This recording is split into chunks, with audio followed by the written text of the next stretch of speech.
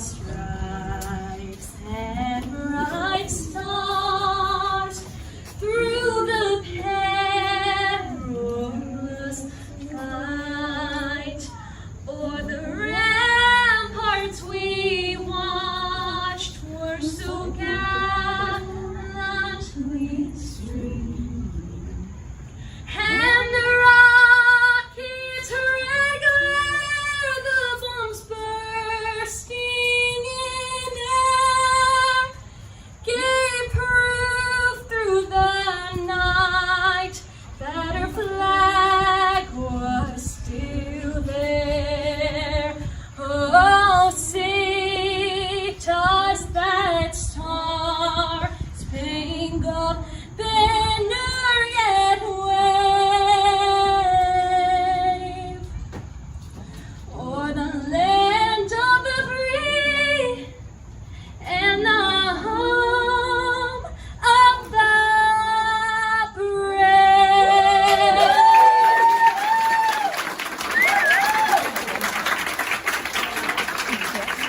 Come and say a few words to us. Thank you. Well, thank you, Jayne. It's great to be here, not for the reason that we're here, but it's been such a long journey. 34 years ago that my son died, and as you all have experienced, we thought the world ended that day, that we'd never, how are we ever going to survive without our child in our life? How do we survive this pain? This is the rest of our life. How are we going to deal with this? And I remember thinking that, well, my mother, God bless her soul, she said, get over it, Mitch, put it behind you. When you're dead, you're dead. Gone is gone. And so that's what I did. We kind of grieve like our parents or our relatives or friends. There's no school, there's no 101 on how to grieve. And so we're taken by surprise and we have to kind of muddle our way through it. And we do what people, that the first few weeks, what people advise, and most of it is really archaic ways of mourning, which is putting a black cloth over the picture and don't say their name, and it's over after the service, and then you just get on with your life. You have a year anniversary, maybe people will show up or say their name, but you find out that year anniversary, most people have left you in the first 3 months. There's a few people that really stick by and want to help you out and understand, and most of those have had a loss before. And so they come in and say, I know what's hurting, but they don't really come out and say it because society really didn't allow us to be public about our grief. And so when my son died in 1984 or 1987, and so I put him away, like my mom had said, went back to work, came home, drank a 12-pack of PBR every night so I could go to sleep. And that was my life. And I said, this is not, I have a daughter, to take care of. My daughter was 6 years old when Kelly died. He was 9. And so we had done so much. He had cancer, we tried to save his life. We moved to Mexico. We sold everything he had. We did so much. And then ultimately he died, and then we had to start all over again without him. And now we have a single child. So our daughter is now a single child, which is a whole different dynamic. And but again, we muddle our way through and put it behind you. But then I walked, about a year in my grief, I walked by the picture of my son, and because there's a great big picture that's in front of my book, and we used at the funeral. And we still hanging in our house 34 years later. And I remember the first few years, people go, oh my God, the picture's still hanging on the wall. They're whispering that we're still grieving, or, and I said, well, this is our life. Even my family, my sister, they said, when's Mitch going to put this behind him? And I said, I really want to talk to other bereaved parents and tell them this journey is a lifetime, that it's a journey of understanding, and bereaved siblings as well. Because before my son died, my twin sister and her 2 sons were killed in a car accident 2 years prior. And so I was trying to negotiate that into my system, that, that could happen. And then my son dies. My father had died at 15, and then my mother died 20 years ago. And so it was like death after death. And my brother had died when I was 29, it was just so much that I said, life is full of death, and so there's got to be a better way to handle it than just put it behind you and ignore it, because when you internalize grief, then you start to grow old. You get you get fat, you get thin, you get gray, you lose your hair. There's so much stress involved in grief that when you internalize it, it really screws you up. Your physical health and how you relate with people.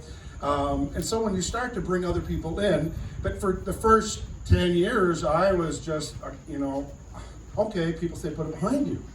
But so I tried.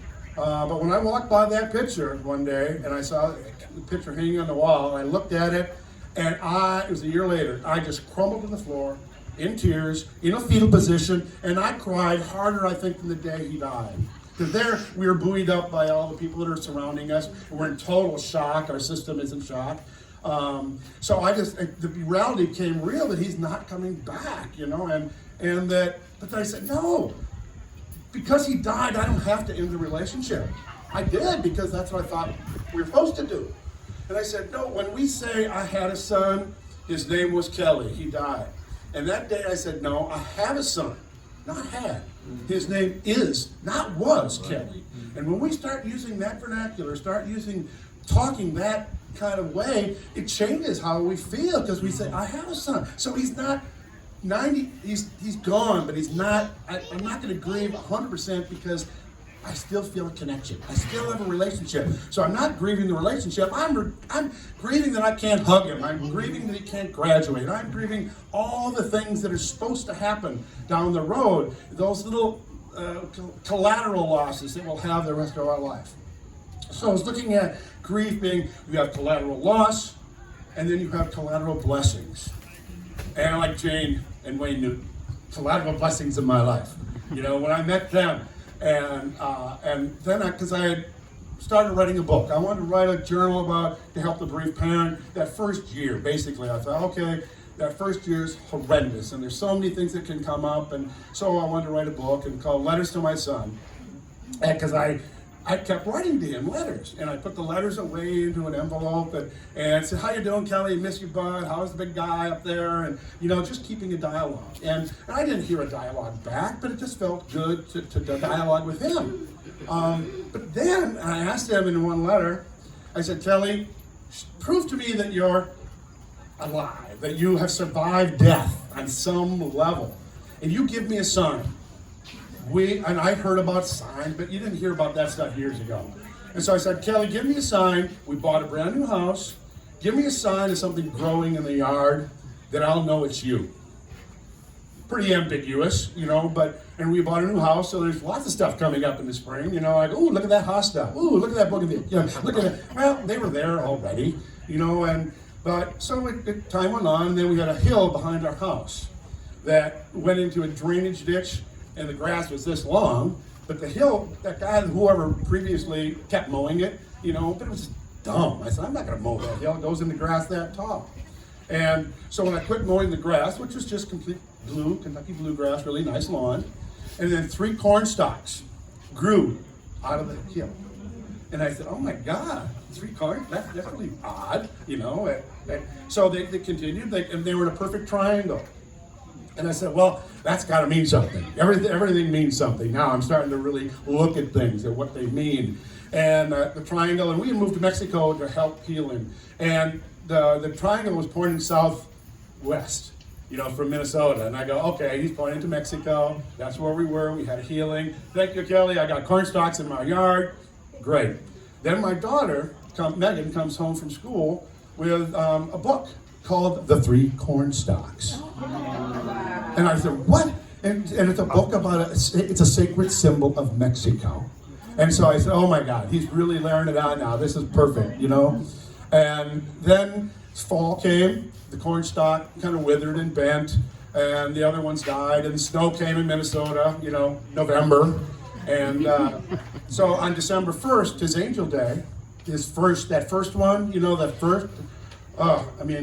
I don't even try to remember the pain again of that day when you realize 364 days ago he was alive, and now starting the whole year. We had living memories for a whole year. Oh, we did this last year, we did this, whether it was good or bad, we had living memories. But after that 365th day, it's the funeral, the wake, all then a whole year of pain. And so it was like just an epiphany, you know. And we're just sitting there, and a mourning dove came to our sliding glass door on that anniversary date. And just sitting at the door, and there's snow outside. I didn't even see him in snow before. And so I opened the sliding glass door, and the dove just walked across the snow. And then I'm in my bathrobe, and I walk out there, and I go, okay, where you lead me? And it flew over those corn stalks in the snow. And I said, well, okay, what's that mean? The two were pretty much gone, but one was left sticking out of the snow. And I looked at it, it had a little tiny ear on it of corn, only about as big as my finger. And I said, okay, what's this supposed to mean? I took it off, and I opened it up, and it was all rotted. And I thought, oh, it's just a rotted piece of corn. I was gonna throw it down, but then I noticed the back of the husk, that the mold had stained it with a capital D-A-D, Dad. And I just, oh my God, I dropped to my knees and wept. And I went and told my wife and my daughter, I said, look, even my daughter says, well, where's my name? I said, I think he's doing really, really good. You know, using mold on a corn stalk. And I asked him specifically for a sign. And so that just brought my whole life back on his angel day. And so I said, I've got to write this down. I've got to tell people about signs are real, signs are valid, that there is death, there is life after death on both sides of the equation, for Kelly and for us left behind. Because if we're not going to be his voice, if we're not going to keep his name present, there is no one else that is going to. So we kept him present and kept him a part of our life, and put the picture on the wall. And then, you know, through the years, and then I met the Compassionate Friends. I started writing my book. I said, okay, I'm going to write this book, talk about the corn stalk, talk about the whole bereaved parent journey. And it took me 10 years, you know, part-time, working I worked midnight shift, so I had time to write. And so I was writing on a Brother typewriter. I started my book. You know, eventually went to a computer, and I got it published in 2002. And that's when I started, well, what do I do with this? I should bring this to bereaved parents. And in my first 10 years, there was no TCF, there was no Bereaved Parents USA. And then I heard about BPUSA, and that's why I went down to New Orleans. And I thought I'll bring my book and talk about my journey.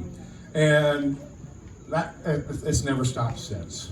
Helping the bereaved and get the new families that I found with the Bereaved USA and Compassionate Friends. And so every year I would save my vacation and go to Compassionate Friends Conference, go to the Bereaved Parents Conference. And sometimes they were all, back-to-back weeks. And but that was my life. I still worked, but I wanted to continue. This was making me feel alive again, you know, to be able to participate still with my son as my buddy. You know, I could still communicate with him. And then my daughter got married, and she had her little Kinsey, my first granddaughter, who is now 15.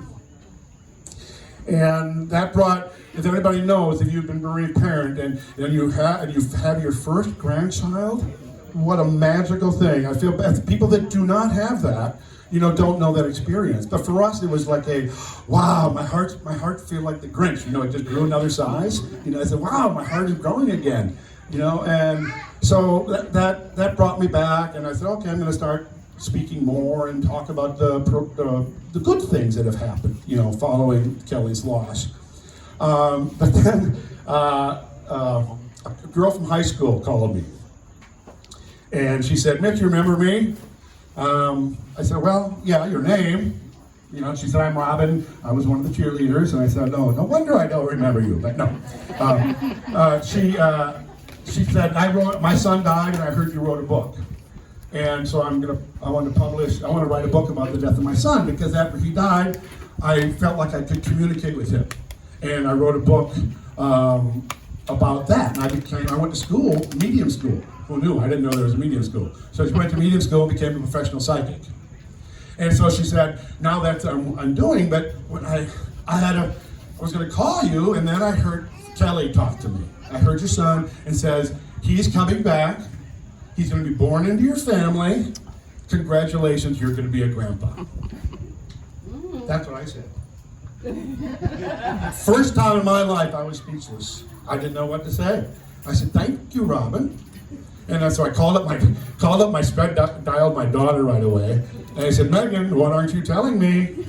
And she said, "What, Dad?" And I said, "Well, this lady called me and said, guess what? You're pregnant." She said, "What? I'm on the pill. My husband's out of a job. We don't have health insurance, and we're going to lose our house.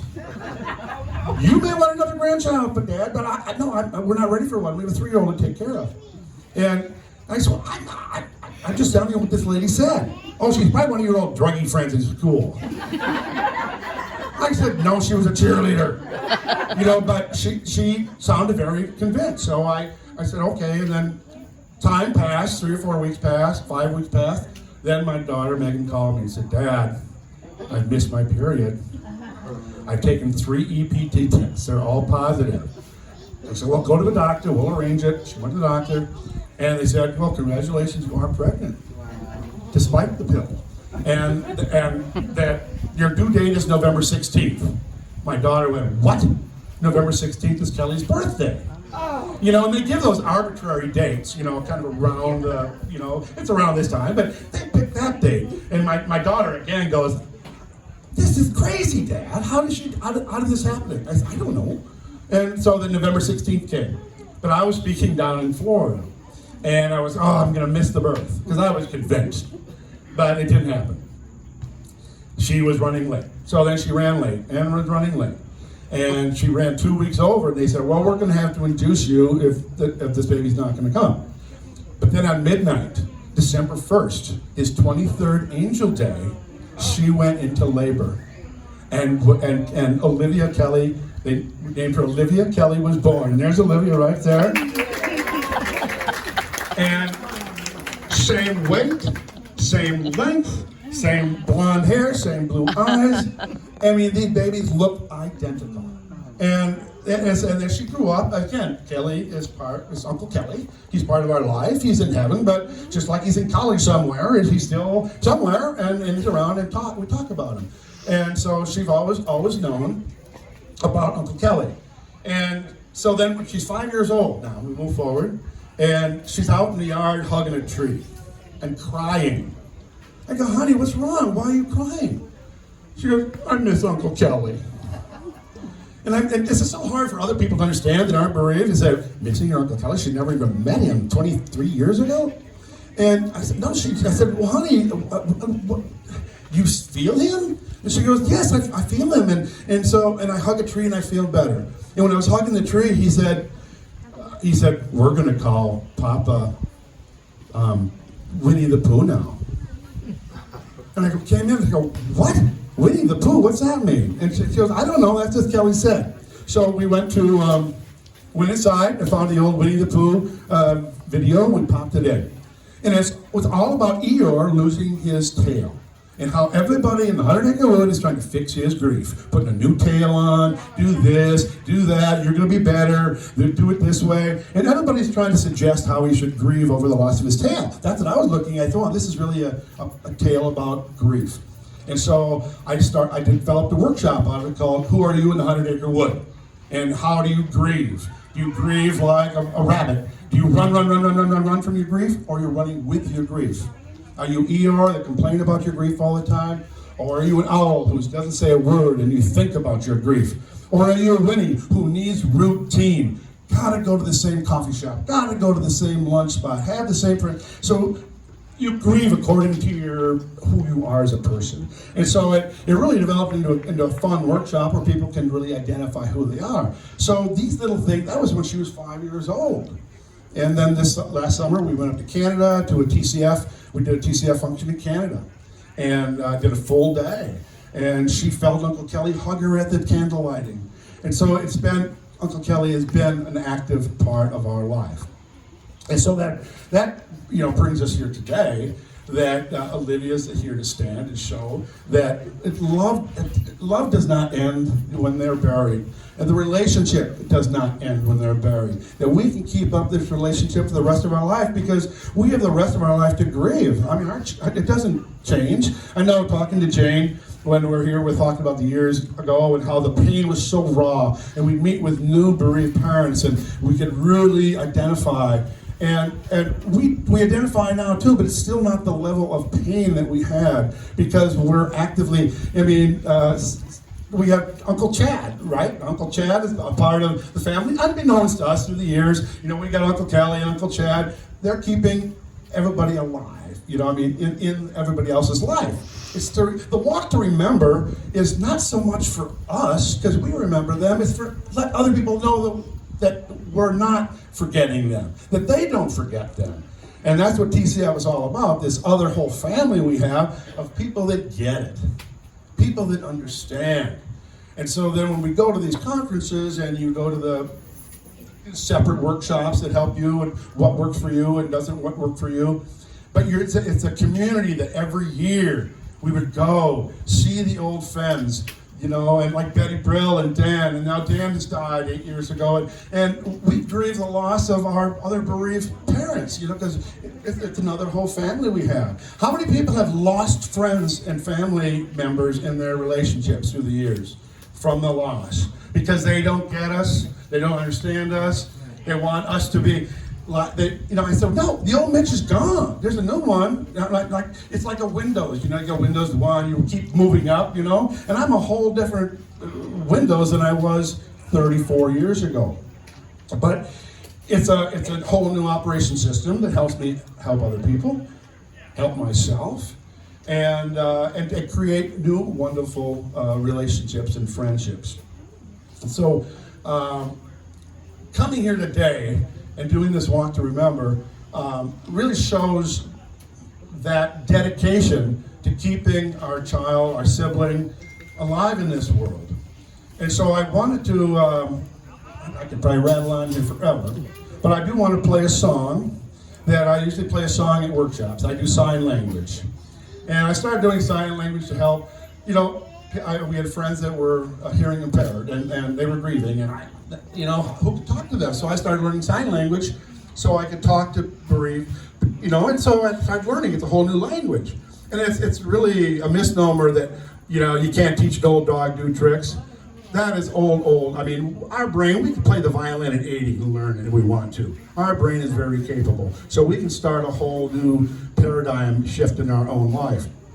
And I was down speaking in Florida again, Cindy Baum's group, and her husband runs the Dade County Fair. It's a huge state fair down in Florida, and Tampa. So then we went. No, it's in Miami.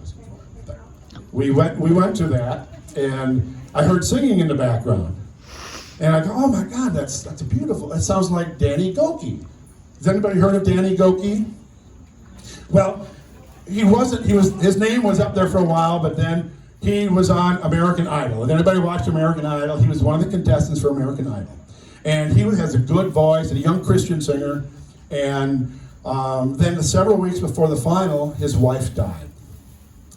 And so he did out of the competition. But here he was at the fair, I heard his voice, he was singing. He wrote a song dedicated to his wife. And I know it's a spousal loss. But when I heard this man sing these words, I said, oh my God, he wrote that for me. He wrote that for all of us. Sometimes the road just ends.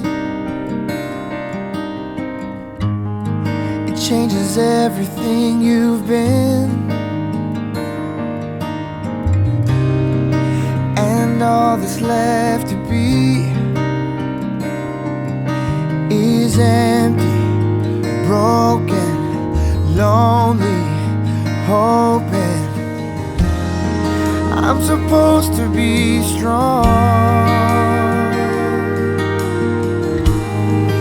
I'm supposed to find a way to carry on. I don't wanna feel better. I don't wanna not remember.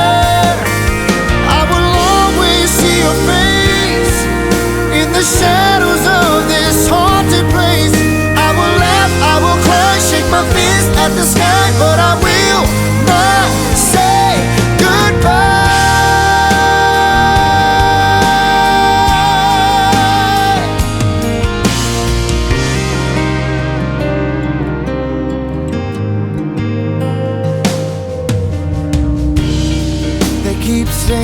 time will heal, but the pain just gets more real. The sun comes up each day, finds me waiting, fading, hating, praying. If I can keep on holding on, maybe I can keep my heart from knowing that you're gone. I don't wanna feel better, I don't wanna not remember. I will always see your face in the shadows of this haunted place. I will laugh, I will cry, shake my fist at the sky, but I will not say goodbye.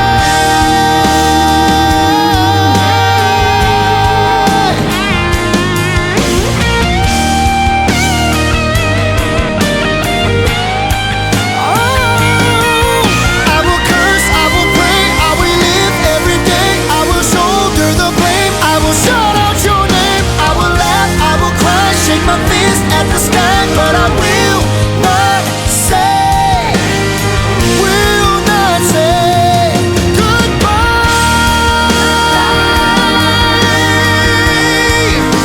Will not say goodbye.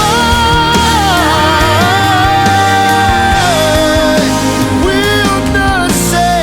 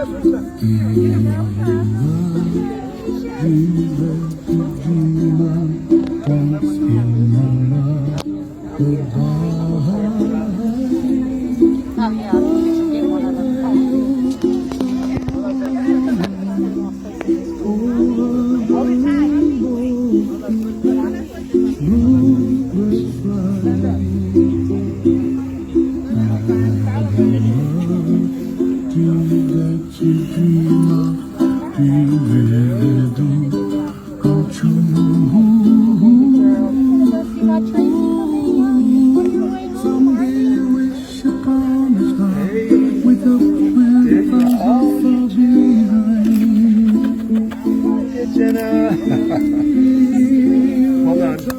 Oh, there's another one. There she goes. Oh, There it making a goes. circle.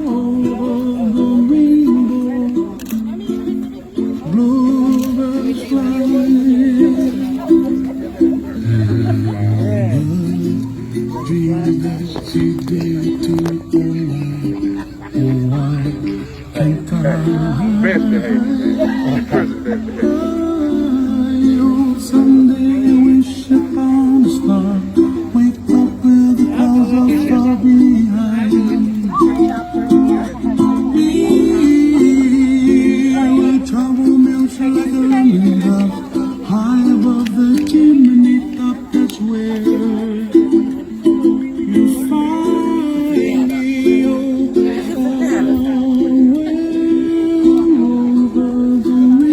Y'all want to turn around and then we can. Well, the one I had went that way. Yeah. In my pocket, but I didn't go get one. Wait a minute. I'm doing it. Huh? Peace be with you. Go ahead. Let's go. Let it go. Let it go.